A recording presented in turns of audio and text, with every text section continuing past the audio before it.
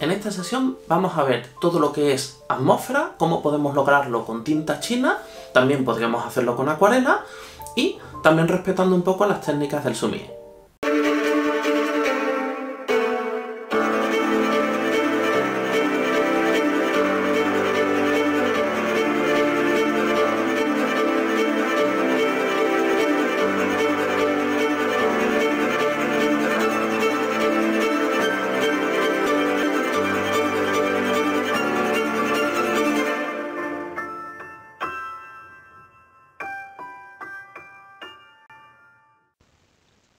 Vamos a continuar en esta sesión con las técnicas tipo sumie y tinta china.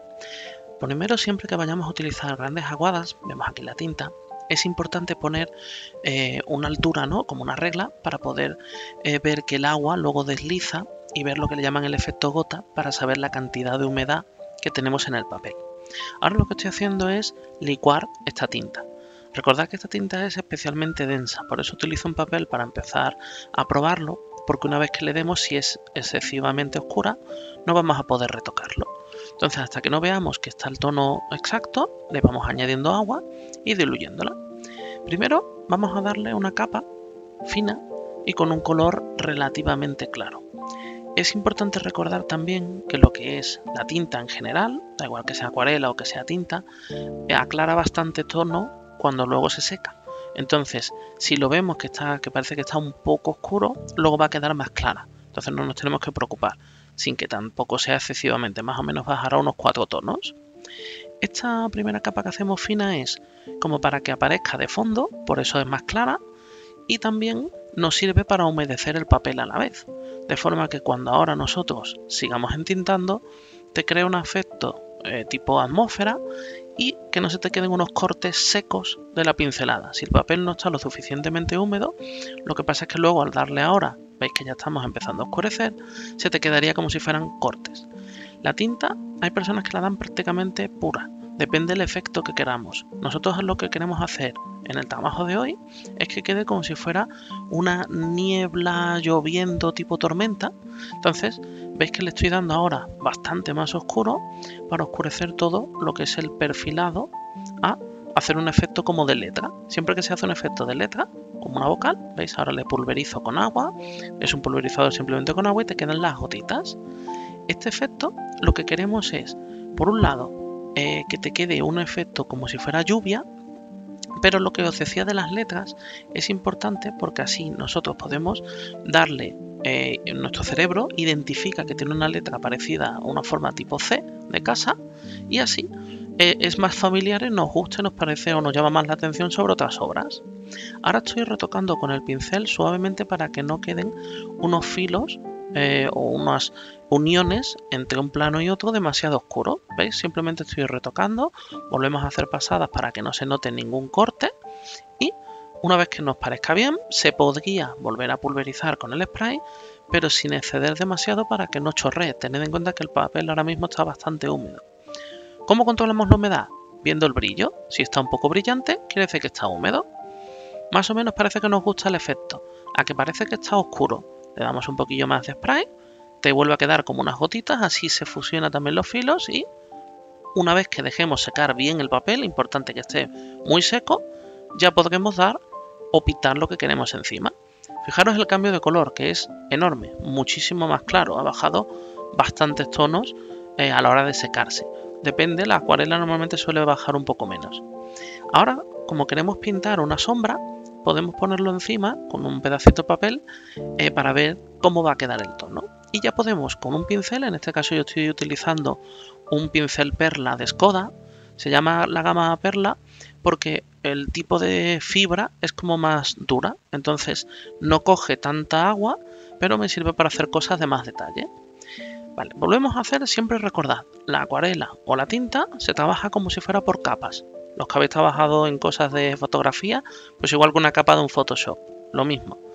Ahora yo lo que hago es poner un poco más oscuro, o sea, un tono y medio más oscuro que el fondo blanquecino grisáceo que ya habíamos hecho de por sí más claro, le hacemos la sombra como si fuera de una canoa. Y en la parte derecha, en la parte posterior, le ponemos un poco más oscuro para que así nos dé un efecto un poco más de profundidad. Cuanto más contraste haya, lo traes como a un primer plano. En este caso no queremos exactamente eso, por eso no lo estoy poniendo excesivamente oscuro, porque lo que queremos es que se fusionen esta atmósfera como que estuviera en medio de la tormenta. Podemos siempre luego ir retocando, pero si vamos añadiendo, veis que se me oscureció un poco más, es como está húmedo, pero solamente tenemos húmedo la parte de la barca, podemos estirarlo y así no se notaría que hemos retocado. Ahora vamos a hacer la silueta de un niño. Hacemos como si estuviera en medio de la tempestad un niño perdido y ponemos que tiene lo que es la sombra para poder solo oscurecer un poco más la parte de la cabeza y un poquito del hombro, y luego le pondremos como con un brazo estirado como si tuviera un farol. No hace falta hacerlo con mucho detalle. Lo que pretendemos es, como lo estamos poniendo en medio de una tormenta, ¿no?, y que hay como una niebla, realmente en la naturaleza nosotros no lo veríamos muy bien, sino que se vería un poco como si fuera de fondo. Por eso es por lo que no hace falta ser excesivamente en los detalles. Ahora, siempre es mejor, a la hora de oscurecer, tenemos tiempo. ¿Qué ocurre? Que si de primera ya utilizamos un tono muy oscuro, luego no lo vamos a poder aclarar o nos va a costar bastante aclararlo. Si ahora yo le doy clarito y luego, aprovechando que está húmedo, ahora vamos a pintar el farol, luego podré volver a retocar en la cabeza y ir pudiendo oscurecer hasta conseguir el tono exacto que queríamos.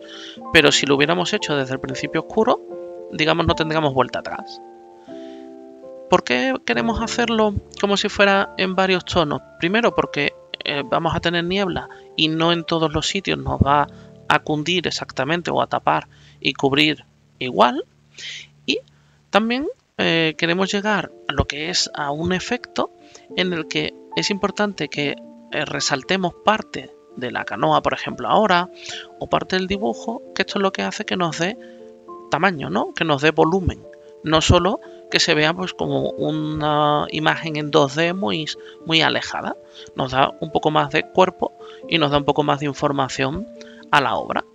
De momento yo estoy continuando con algunos detalles, lo que es en la canoa, perfeccionando un poquito para que no se note el corte de la parte posterior oscura con la parte de delante. En todo momento es preferible ir haciendo pruebas. ¿Para qué? Porque ahora vamos a hacer como si fuera el reflejo. En principio estamos en agua, con lo cual habrá un mini reflejo de la canoa. Lo mismo, siempre nos va a permitir oscurecerlo más. Entonces es preferible que aquí nos quedemos cortos en el reflejo y que sea un poco más claro de lo que nos gustaría, lo cual podríamos enmendar, ¿no? Luego, aquí lo que pretendemos no es importante en sí el color. Si os fijáis, lo estamos haciendo todo en una escala de grises. Es una tinta china, está hecha realmente lo que es con hollín, ¿no?, lo que te queda después del carbón, y el aspecto que tiene se te fusiona muy bien y no se nota apenas textura y prácticamente es igual que si fuera una acuarela. Entonces, fijaros que el nivel de detalle que puede hacer la sombra también del niño mucho más clara y no se te nota en ningún momento un granulado ni una textura, sino que la tinta es perfectamente... se fusiona muy bien, ¿no?, con el fondo del papel. Ahora pues quizás nos resulta un poquito, ¿no?, o nos resalta demasiado lo que es la imagen de la canoa, pero no tiene importancia porque luego, como al secar bajará unos tonos, queremos que sobresalga sobre el fondo, pero sin que tampoco llame demasiada la atención. Hago un poco más de hincapié en lo que es en la figura del chico, y también sería a lo mejor interesante que podamos aclarar para dar alguna luz, ¿veis?, con un palillo de las orejas. Si lo humedecéis con agua limpia, como todavía está fresca lo que es la tinta, podemos sacar algunas pequeñas luces, de forma que solo en la parte delantera lo dejaremos un pelín más clarito. Una vez que le quitamos el poquito de exceso de tinta que queremos, ya nos queda como en una misma imagen 3 tonos distintos, y podemos darle un poquito de luz, muy poquito. Ahora lo voy a hacer con acuarela, con un blanco titanio de Winsor, que lo que hacemos es en el farol muy poco darle una pizca de blanco. Se podría haber hecho a lo mejor con el palillo frotando y quitándole tinta, pero así queda muy bien.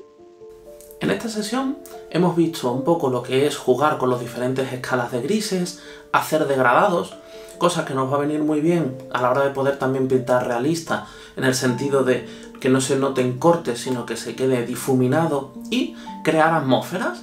Las atmósferas son muy importantes, tanto cuando hacemos un paisaje lloviendo, cuando hacemos un paisaje con niebla, cuando hacemos cualquier cosa invernal, lleva siempre como una atmósfera. Pero incluso siendo de día, podríamos tener una atmósfera por un humo de una fábrica. Entonces el poder jugar con diferentes contrastes de color y de saturación siempre nos va a ayudar a luego el día de mañana poder hacer unas obras específicamente como nosotros queremos. Y luego lo que es el sombreado, cuando veamos en el agua siempre hay cosas que son sencillas cuando las vemos, pero hay veces que decimos, oye, ¿y la sombra cuando se proyecta en el agua cómo es? Si estaba el ángulo hacia la izquierda, cuando yo lo pinte en el agua lo tengo que hacer al lado inverso para que parezca realmente un reflejo. Es simplemente poder pintar, ser a la hora de pintar sutil en el sentido de que la sombra te quede mucho más suave que en lo que es la obra en sí, el original, y de esta forma te quedaría la proyección. Estos son solo ideas. Luego nosotros, con el fondo que habíamos hecho, podríamos haber puesto unas ramas con unos cuervos volando, por ejemplo. Podríamos haber hecho unas montañas al fondo, un faro como si fuera en una niebla y también tener algún barco, pero como muy en la lejanía. Ya lo que vosotros directamente por vuestro gusto os guste ir realizando, ¿no? Lo que se trata es, una vez que lo conozcamos, luego ya lo adaptamos a lo que realmente querramos pintar. Entonces, espero veros en próximas sesiones y no olvidéis, si os ha gustado, si queréis suscribiros al canal.